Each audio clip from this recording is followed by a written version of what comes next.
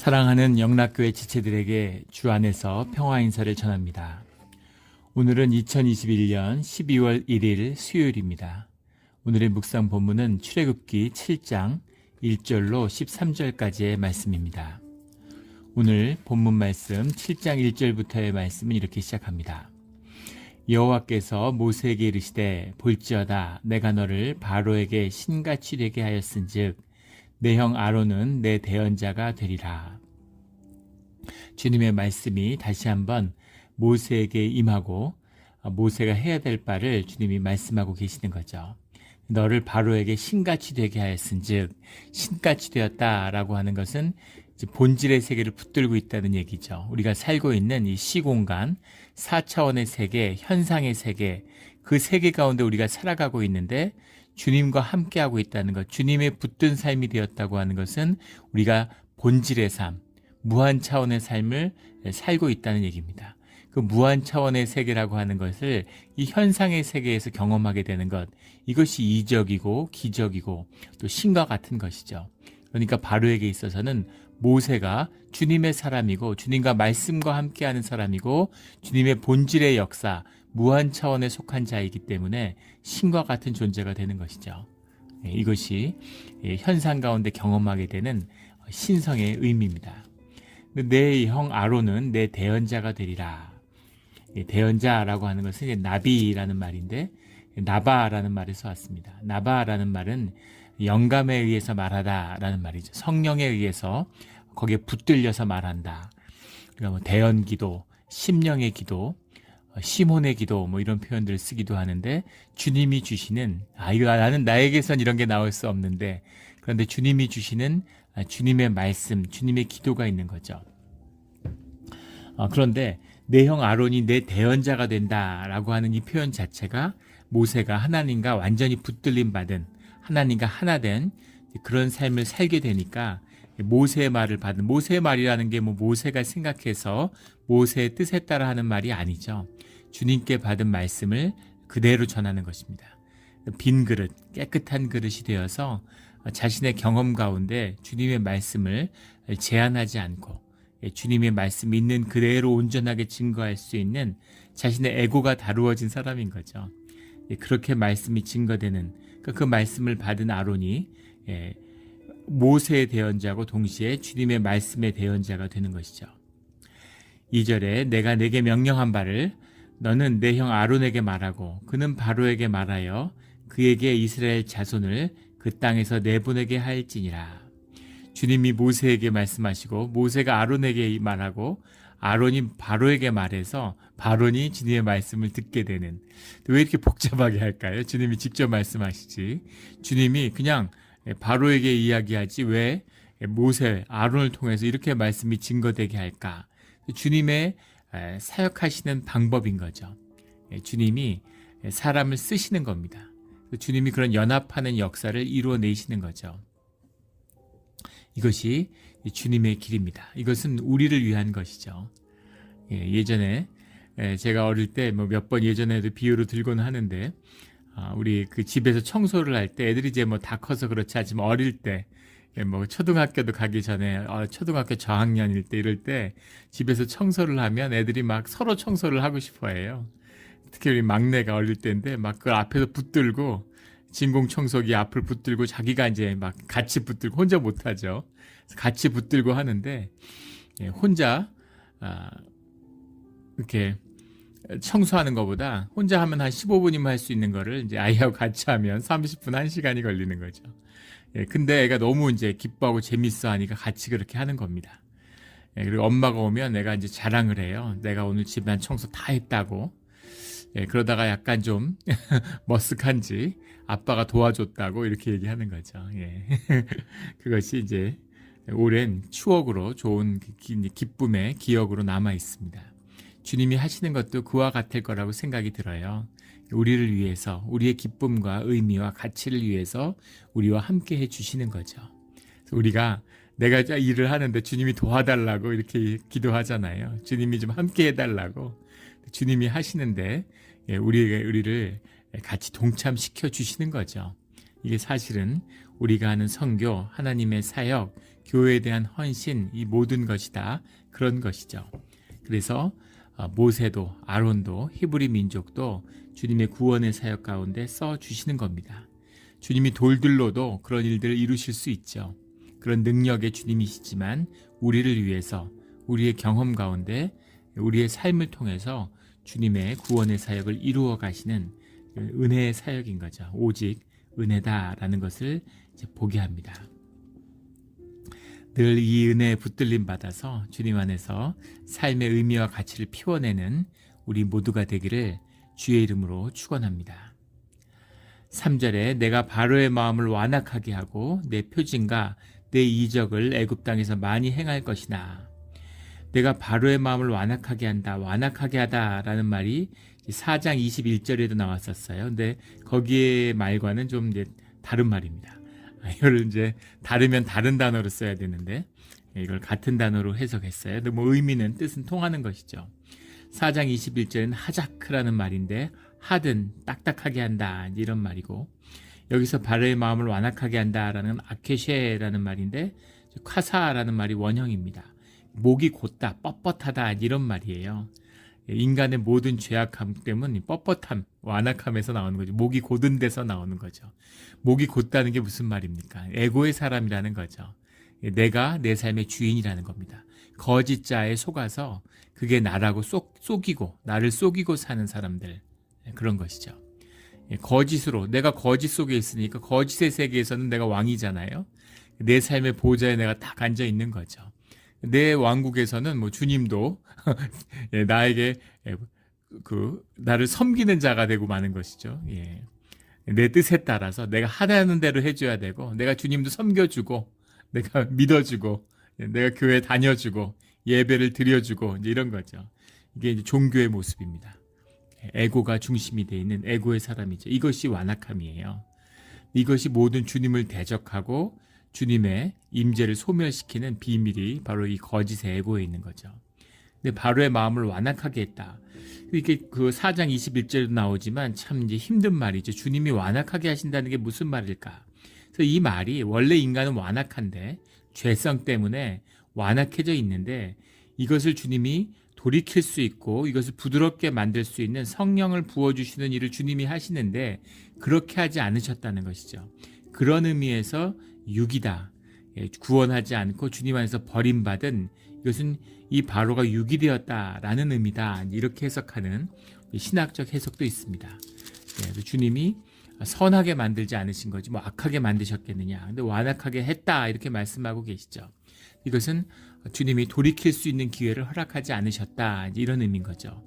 그 죄가 쌓여서 관영한다 뭐 이런 표현을 쓰기도 하는데, 그냥 죄를 있는 그대로 놔두는 거죠. 죄를 짓도록. 부모가 자식이면 죄를 듣도록 두지 않죠. 돌이키고 회초리를 때려서 바로 잡아야죠. 근데 내 자식이 아닌 거죠. 벌을 받아 마땅한 거죠. 그래서 벌을 받도록 행여나 돌이킬까 봐 그냥 두는 거죠. 죄가 다 쌓여서 돌이킬 수 없는 그 죄에 대한 벌을 받고 대가를 치를 수 있도록. 그래서 악인이 흥황하는 것은 무서운 것입니다. 심판의 분명한 증거예요. 악을 행하면 반드시 악의 보응이 있죠.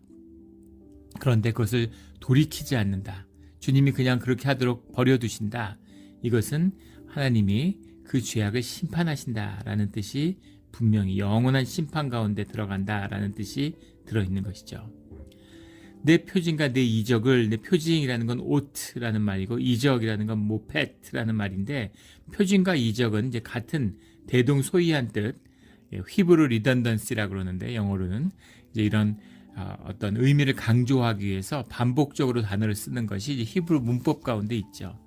히브루 리던던시 이런 말을 쓰는데, 근데 엄밀하게 말하면 표징이라는 건 오트라는 건 영어로 할 때 뭐 사이언스 이렇게 해석하는데, 이것은 어떤 현상적인 변화에서 숨겨져 있는 어떤 의미, 이런 거를 강조할 때 오트, 사인이라는 표현을 쓰는 거죠.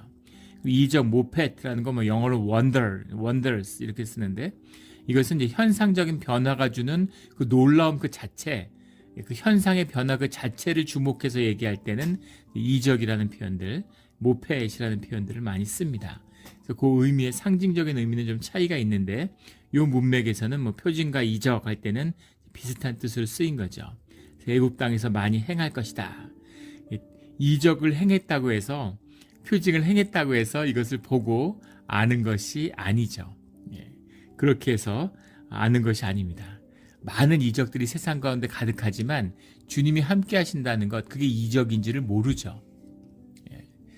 세상의 온도가 2도만 올라가도 인류가 거의 살기 어렵다 그러죠. 바다에 열수공이라고 하는 구멍이 뚫려 있어서 거기서 뜨거운 물이 분출되는데 기가 막히게 이 바다의 수온을 맞추고 있다는 거죠. 바다의 수온이 2도만 올라가도 또 인류가 대멸종이 온다는 거죠. 기가 막힌 균형점 가운데 있는 겁니다. 이것이 이제 이적이죠. 이런 것이 놀라운 기적이죠. 생명의 기적. 우리가 살고 있다는 게 기적입니다. 근데 그것이 기적인지를 모르죠. 당연하게 생각하는 거죠. 현상 속에서 주어져 있는 거니까. 이런 것처럼 표징과 이적을 행한다고 해서 그것을 알고 주님의 임재를 깨달는 것은 아니다라는 것을 이제 볼 수 있게 됩니다. 영이 깨어 있어야, 눈을 떠야 그것을 보는 것이죠. 4절에 바로가 너희의 말을 듣지 아니할 터인즉 내가 내 손을 애굽에 뻗쳐 여러 큰 심판을 내리고 내 군대 내 백성 이스라엘 자손을 그 땅에서 인도하여 낼지라. 이스라엘을 내 백성이고 내 군대다 이렇게 말씀하고 계시는 거죠. 우리 어제 말씀에 나눴지만 내 군대다라고 할 때는 군대라는 건 목적이 이끄는, 사명이 이끄는 조직이다 하는 그런 의미를 나눴습니다. 대적해야 할 대상이 있고 주님의 뜻에 순종하며 지도자를 세워서 가야 할 길이 있는 곳이다. 주님의 백성이다. 이제 그런 이스라엘 자손을 인도하여 낼 것이다. 바로가 듣지 않겠지만 주님이 주님의 뜻을 결국은 성취하신다라는 거죠. 5절에 내가 내 손을 애굽 위에 펴서 이스라엘 자손을 그 땅에서 인도하여 낼 때야 애굽 사람이 나를 여호와인 줄 알리라. 이스라엘 자손들이 이 애굽을 떠나게 될 때 가서야, 그때야 애굽 사람들은 이 일을 행하신 분이, 그것을 행하신 신이 여호와 하나님인 줄을 알 것이다. 이런 말씀이죠. 알리라라는 게 야다라는 말입니다. 우리 너무나 신앙적으로 중요한 말이죠. 야다라는 것은 이제 몸으로 깊이 깨달는 것입니다. 머리로 알고 이해하는 게 아니라 뼈저리게 진실로 내 삶으로 깨달아 아는 것, 이게 야다죠. 그래서 주님이 진짜 어떤 분이신지, 주님이 계시겠지, 주님 계셔, 주님이 뭐 역사하시겠지, 그런 게 아니라 내 주님, 나를 삶을 주관하여 주시는 주님, 나의 하나님, 이 여호와 하나님이다라는 걸 깨달아 아는 것, 이것이 야다죠. 우리 주님을 깨달아 아는, 삶으로 아는 우리의 신앙의 자리가 되기를 주의 이름으로 축원합니다. 6절에 모세와 아론이 여호와께서 자기들에게 명령하신 대로 행하였더라. 참 신기한 말씀입니다. 모세와 아론이 여호와께서 자기들에게 명령하신 대로라는 게 켄이라는 말인데, 켄이 감하거나 더하지 않고 똑같이 그대로 이런 말이죠. 여호와께서 시키는 그대로 했다는 겁니다. 모세와 아론에게 무슨 변화가 있었을까요? 처음에는 말씀하는 대로 하길 꺼리고 못한다 그러고, 계속 안 된다 그러고, 실망하고 그랬던 모세와 아론이 명령하신 대로 뭐가 달라졌기에, 무슨 변화가 있었기에 못한다고 거부하던 이들이 이렇게 주님이 시키는 그대로 하는 사람들이 되었을까? 그것이 하나님의 말씀의 비밀인 거죠. 임재의 비밀입니다. 주님의 말씀이 성령으로, 살아계신 주님의 말씀으로 들으면 그것이 힘이 되고 에너지가 되고 사명이 되고 우리 삶의 전부가 되는 거죠. 이것이 말씀의 비밀이에요. 주님이 계속 말씀하시는 뜻입니다. 이 말씀을 받아서 이 말씀 때문에 모세와 아론이 변화되고, 말씀에 붙들려서 사명을 얻게 되고, 말씀 때문에 힘을 얻고, 말씀 때문에 앞으로 나아가는 것이죠. 그래서 말씀을 주님이 주시는 거예요. 이것이 말씀의 참된 의미입니다. 처음에도 말씀으로 임했는데, 처음에도 말씀을 주셨는데, 그런데 그 말씀을 받을 삶의 그릇이 준비가 안 돼 있는 것이죠. 하지만 그 말씀 때문에 깨지고, 말씀을 붙들려고 하다가 고초를 겪고, 그 말씀 속에 계속 나아가면서 말씀에 붙들려서 그것이 삶의 능력이 되고 그 말씀을 이루어가는 자가 되는 것입니다. 이것이 우리가 말씀을 접하고 말씀을 묵상하고 말씀을 듣고 쫓는, 말씀에 순종하는 참된 의미죠. 이게 무슨 성경 읽고 성경 이해하고 성경 공부하고 이러는 게 아니에요. 성령의 임재가 소멸하니까 교회가 신앙을 잃고서 타락하니까 종교로, 그러니까 뭐 맨날 성경을 공부하고 무슨 이해하려고 하는 거죠. 신학 박사도 아니고 성경을 계속 공부해요. 신학 공부해서 뭐 하겠습니까? 목사 될 것도 아니고. 그런 의미가 아니라 무슨 종교인 만드는 게 아니잖아요. 이 말씀을 살아있는 말씀으로 우리가 영접해야 되는 거죠. 말씀을 살아있는 것으로, 말씀으로 계시로 영접한다는 건 진실한 삶으로 말씀을 산다는 뜻입니다. 주님 앞에 거짓 없이 죄인으로 나와서 그 죄인된 자리에서 주님의 은혜를 만나는 것이죠. 이것이 말씀을 받는 비밀이에요. 말씀이 회복되니까, 말씀 속에서 돌이키니까 명령하신 대로 행하는, 명령하신 대로 행할 때는 현상세계에서는 어려움과 고초가 있는 것 같지만 점점 생명의 능력이 자라는 거죠. 다스리는 권세가 점점 자라나서 삶을 지배하게 되는 겁니다. 이 모세와 아론이 보여주는 말씀과 임재의 비밀이죠. 이 진실이 우리의 것이 되기를 주의 이름으로 축원합니다. 7절에 그들이 바로에게 말할 때 모세는 80세였고 아론은 83세였더라. 80세, 83세라는 게 벌써 인생을 뭐 다 살았다고 할 수도 있고 삶을 말감하는 자리일 수 있잖아요. 근데 그 삶이 새로운 출발과 시작이 되고 있는 거죠. 이것이 이 말씀의 비밀입니다. 우리 벤더빌트라는 이제 집안이 있죠. 미국에 재벌로 유명했던 그 벤더빌트가 선박왕으로 불렸습니다. 뭐 강철왕, 카네기 뭐 이런 것처럼 선박왕으로 불렸는데, 저는 뭐 예전에 잘 모를 때는 벤더빌트가 평생 선박을 만드는 일을 한 줄 알았어요. 그랬더니 그게 아니고 대부분의 시간은 철도를 위해 사업을 했습니다. 그런데 그가 선박업을 시작한 게 80이 돼서였다는 거죠. 아주 신앙인이었는데 80에 어떻게 비즈니스를 새로 시작하겠어요. 정리하고 마감하기도 그럴 나이인데, 그런데 하루를 살아도 오늘, 내일 세상이 멸망해도 오늘 사과나무를 심는 것이 신앙인의 삶이죠. 그래서 주님의 소명 가운데 자신의 꿈을 가지고, 근데 지금 뭐 미국에서 선박왕 되면 선박왕이지 싶지만 그때는 1900년대 초 이럴 때는 미국에서 선박왕 한다는 게 쉽지 않죠. 영국이 세계를 지배하고 대영 제국의 시대입니다. 그런데 선박왕에 대한 꿈을 가지고 그것을 시작해서 90이 넘어서 선박왕이 되었다고 그러죠. 그런 거예요. 그렇게 꿈을 가지고 살아가는 삶, 새로운 출발. 내 나이 이제 50인데, 내 나이 60인데 뭘 하겠어? 근데 80에 새로운 소명과 새로운 삶을 시작하는 거죠. 그것을 이루고 안 이루고 결과는 주님이 하시는 거예요. 결과에 연연할 필요가 없습니다. 결과는 주님이 이루시는 거고 주님이 하시는 거예요. 오늘 하루 주님이 주신 말씀을 사는 것입니다. 이것이 신앙의 참된 비밀이죠. 오늘 하루를 주님 가운데서 의미 있게 살아가는, 매일 하루하루가 주님의 뜻 가운데 살아가는 우리 모두의 삶이 되기를 주의 이름으로 축원합니다. 8절에 여호와께서 모세와 아론에게 말씀하여 이르시되 바로가 너희에게 이르기를 너희는 이적을 보이라 하거든 너는 아론에게 말하기를 너의 지팡이를 들어서 바로 앞에 던지라 하라. 그것이 뱀이 되리라. 10절에 모세와 아론이 바로에게 가서 여호와께서 명령하신 대로 행하여 아론이 바로와 그의 신하 앞에 지팡이를 던지니 뱀이 된지라. 뱀이라고 하는 것이 이제 탄닌이라는 말인데, 뱀이라는 말이 성경에 이제 몇 가지 표현들이 나옵니다.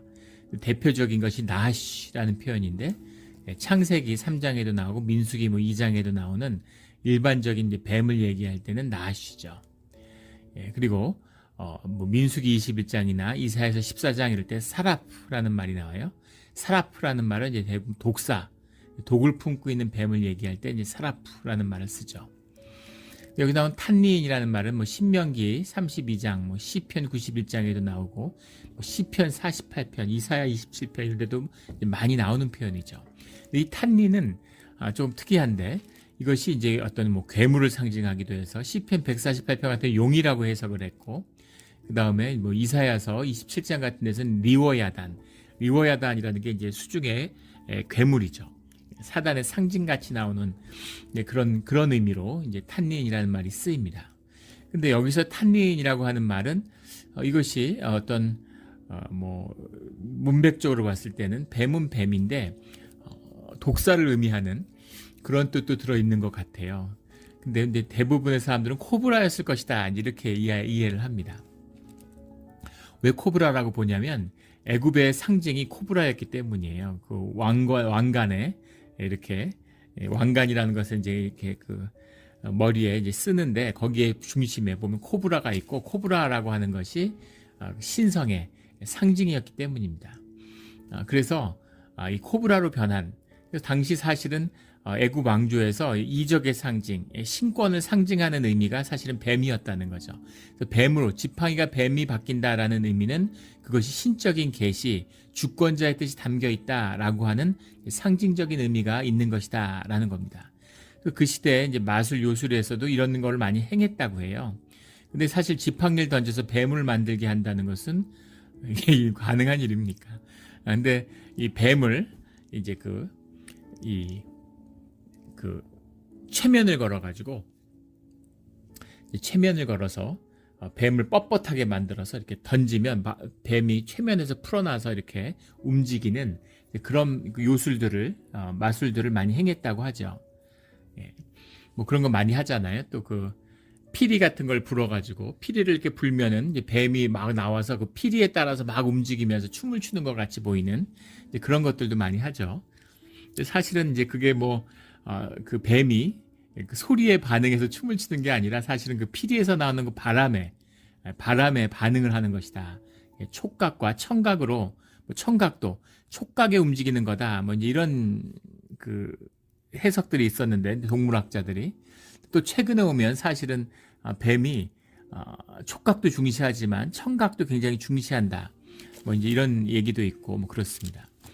그런데 그래서 이제 지팡이가 뱀이 바뀐다는 것 이거 자체가 신성의 표현인데 근데 문제는 뭐냐면 11절에 바로도 현인들과 마술사들을 부르매 그 애굽 요술사들도 그들의 요술로 그와 같이 행하되 현인이라고 하는 건 이제 아카밈이라는 건데 학자들을 의미하는 겁니다. 박사 이렇게 해석하기도 하고 천문학, 지리학, 수사학 이런 것을 행하는 이제 그런 학자들, 박사들 이런 사람들은 이제 아카빔이라고 하는 현인 이렇게 얘기하고 마술사라는 건 메카셰핌이라는 말인데 메카셰핌을 마술사라고 해석했는데 정확한 뜻은 제사장이에요. 라 같은 신들을 모시는 그런 제단에 제사를 지내는 사람들이 이제 메카셰핌인데 이들이 이제 마술도 역시 행했다고 하죠. 그들을 그 애굽 요술사들 이제 요술사들이라는 건 현인과 마술사를 묶어서 통칭한 것이죠. 그것이 이제 하루투밈이라는 말인데 하루투밈이라는 게 후루라는 동사 설명하다 보다 이런 후루라는 말과 툼이라고 하는 말이 이제 숨기다 감추다 이런 말인데 감춘 것을 보여주는 숨긴 것을 드러내다 이런 뜻이 이제 하루툼이 들어있는 거고 미임이라는 건 이제 복수의 의미죠. 요술사들에서 하루투밈이 되는데 하루투밈이 그들의 요술로 그와 같이 행하되 그래서 이제 주석학자들은 이 요술사들이 마술사들이 그렇게 똑같이 했을 리는 없고 이들이 아마 뱀을 꼿꼿이 해서 던지는 그런 마술을 했을 것이다 이렇게 얘기하는데 그와 같이 행했다고 하니까 실제가 무엇이었든 간에 눈으로 보기에는 똑같이 행한 것이죠. 그래서 어떻게든 똑같은 일이 있을 수 있을까? 마술사들이 권능이 없다면 어떻게 마술을 하고 세상의 권세를 얻겠어요? 그들도 권세가 있는 거죠. 그럼 그들의 권세는 어디서 왔는가? 그들의 권세는 결국 세상의 공중 권세 잡은 마귀의 권세를 빌린 것이다 라는 걸 이제 볼 수 있는 것이죠. 우리 예전에 보면 제가 젊었을 때 동양 철학 한다고 그래서 하한거 이제 이런 거를 이제 동한거 원래는 하한거죠. 근데 이제 겨울에 한국에서는 이제 겨울에 가서 절에 가가지고 지내고 이런 적이 있었는데 그때 이제 기공이라는 걸 배웠습니다. 경신기공 이런 걸 배웠는데 기공이라는 걸 하다가 이제 제가 하다가 그만뒀는데 그게 왜 그랬냐면 하다가 접신을 해요. 기공을 하던 사람들이 이제 호흡을 가다듬고 기도를 하다 보면 그게 자기의 결국 의식이 자기를 이제 시몬을 지키는 갑옷 같은 것이죠. 근데 의식을 약화시키니까 영을 여는 겁니다. 영의 세계라는 것이 진공 상태가 아니죠. 영이 들어오는 거예요. 내 영이 나간다는 건 영이 들어온다는 얘기죠. 그래서 접신을 하는데 굉장히 무서운 모습들, 막 눈, 코 이런 데서 막 피가 흐르고, 얼굴 같은데 피부가 막 터지고 이제 이런 거를 보고 너무 무서워서 그래서 그 영의 심령의 세계 자체를 꺼리게 되는 이제 그런 게 생겼습니다. 뒤에 이제 그 크리스찬이 된 다음에도 기도원에 가고 뭐 금식하고 이럴 때 그런 꺼리는 마음, 두려운 마음들이 있었어요. 그런데 주님의 깊은 임재와 성령의 체험 이런 걸 하면서 이것도 마귀의 계계였구나. 사실은 시몬의 세계를 열고 그 주님의 임재를 깊이 느껴야 하는 것이 신앙의 길인데 이걸 마귀가 두려움과 어떤 꺼리낌으로 만드는구나 하는 그런 걸 볼 수 있었습니다. 그런데 막 귀신이 들리면 이제 막 예언을 하고 이러는데 정말 귀신같이 맞춘다 그러죠. 과거의 일을 귀신같이 맞춰요. 정말 이제 신들렸다라고 하면 뭐 신들린 것처럼 정말 신들린 거죠. 귀신같이 맞추는 그런 걸 보면 점 같은 거, 귀신점 이런 거 보면 정말 귀신같이 맞추잖아요. 그런 능력이 있는 거죠. 귀신의 기름 부음이 있죠. 세상에서 성공시키는. 그러면 주님의 권세와는 뭐가 다른가? 주님의 권세라는 건 창조주의 권세죠. 모든 것을 창조하고 만드는 권세입니다. 그런데 귀신의 권세, 마귀의 권세, 세상의 권세라는 건 현상의 권세예요. 현상이라고 하는 것은 뭡니까? 결국 우리가 경험하고 있는 우리의 오감의 세계, 우리 뇌 안에서 우리의 인지체계 안에서 경험하는 현상의 경험일 뿐인 것이죠. 우리가 세상에 보는 색깔, 세상에 보는 경험이라는 건 한 번 걸른 것이죠. 우리의 영이 다 걸른 겁니다. 우리의 인지체계 안에 있는 거예요. 이 현상을 조작할 수 있는 능력과 권세가 있는 것이죠. 마귀, 마술쇼 이런 거 보면 기가 막히잖아요. 물론 트릭도 있죠. 그러나 현상을 꾸미고 현상을 뒤틀 수 있는 권세가 있는 겁니다. 마술과 같은 권세, 세상을 움직이는 권세가 있는 거죠. 그 조작하는 권세. 그러나 그것은 현상에 속한 것이지 하나님의 이적도 현상으로 경험하게 되는 거죠. 이적이니까 모페이시라고 하는 건 결국은 현상의 조작을 받아들이는 거예요.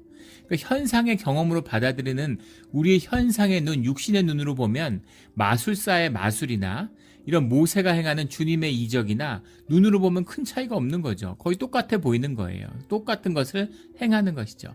하지만 본질적으로는 다른 것이라는 겁니다. 무생물을 생물로 만들고 생명을 부여하는 것, 이것을 누가 할 수 있겠습니까? 인간도 지혜가 발달하고 그런 세상을 탐구해 가니까 세상에 숨겨있는 그런 섭리들을 알아내잖아요. 지금 고기를 만드는데 고기를 인공 육으로 발화세포를 가져다가 배양액에 넣어서 배양육이라고 그러죠. 배양시키는 배양육을 만드는 거예요. 소고기 맛을 나는 인조 고기가 아니라 그냥 소고기를 배아세포에서 만들어내는 겁니다. 이게 지금 실증이 돼 있고 실험실에서 만들어내고 있죠. 그래서 우리가 조만간 근미래에는 소가 아니라 실험실에서 나오는 소고기를, 근데 그게 더 건강하고 중금속 오염도 안 돼 있고 더 좋은 고기라는 거죠. 더 맛도 있고. 그런데 문제는 뭐냐면 인간이 소고기를 만들 수 있죠. 근데 소를 만들 수 있나요? 소의 생명을 만들 수 있나요? 닭고기를 만들 수 있지만 닭을 만들 수 있습니까? 그 생명이 주어진 것, 배아세포를 변형시킬 수는 있는 거죠. 그것도 지금의 이 기술을 고대 인류가 봤으면, 중세 인류가 봤으면 정말 놀라운 마법이라고 신처럼 보일 거예요.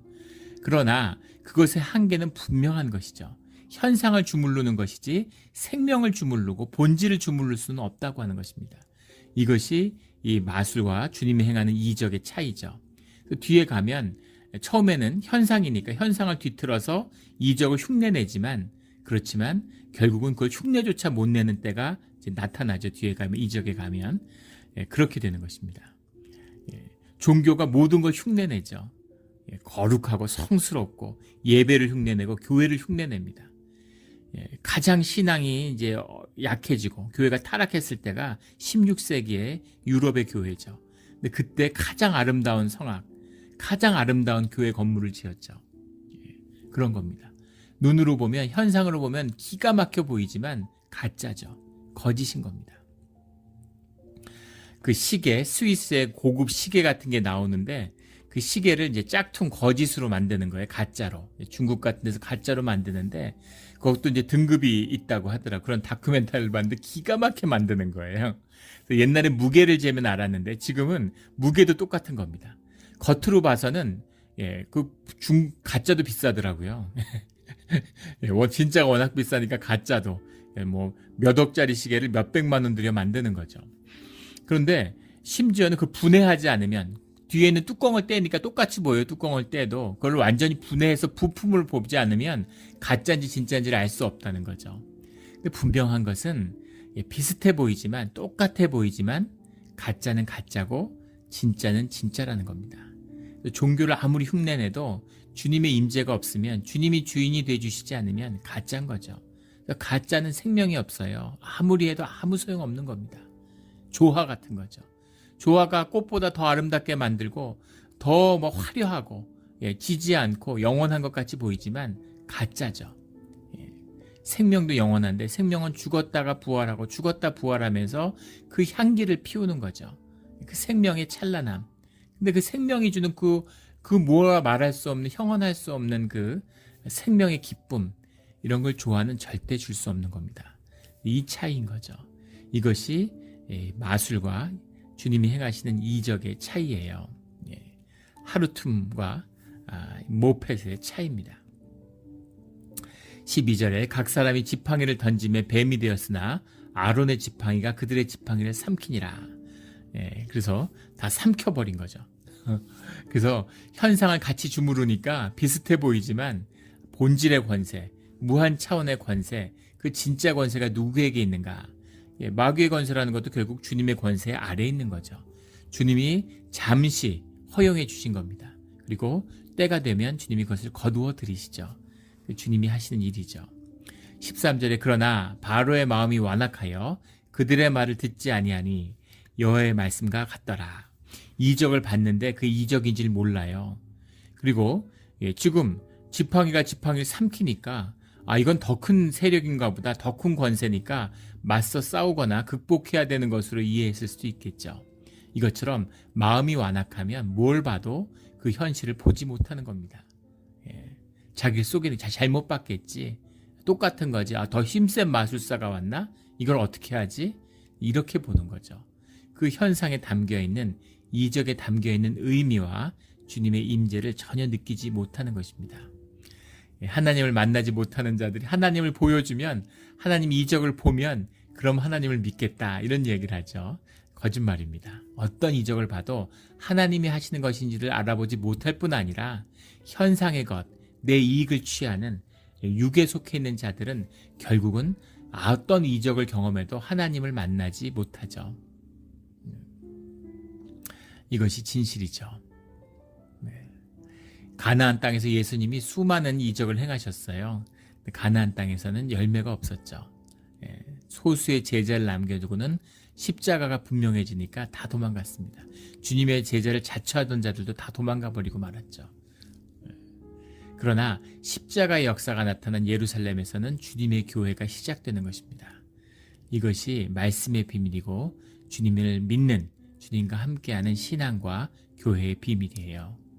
가짜가 아니라 진짜를 붙드는 진짜 교회, 진짜 공동체, 진짜 믿음으로 살아가는, 현상으로 보면 초라해 보일지 모르지만, 현상으로 보면 별게 없어 보일지 모르지만 진짜 생명, 씨앗을 품는 그런 우리 영락교회와 우리 진실된 신앙, 믿음의 삶의 자리가 되기를 예수 그리스도 이름으로 축원합니다. 아멘. 함께 기도드리겠습니다.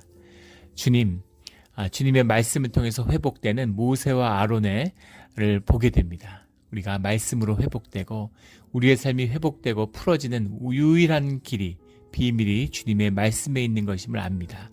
주님 말씀으로 새롭게 하여 주시고 말씀으로 거듭나며 말씀을 먹고 살아가는 우리의 삶의 자리가 되게 하여 주시옵소서.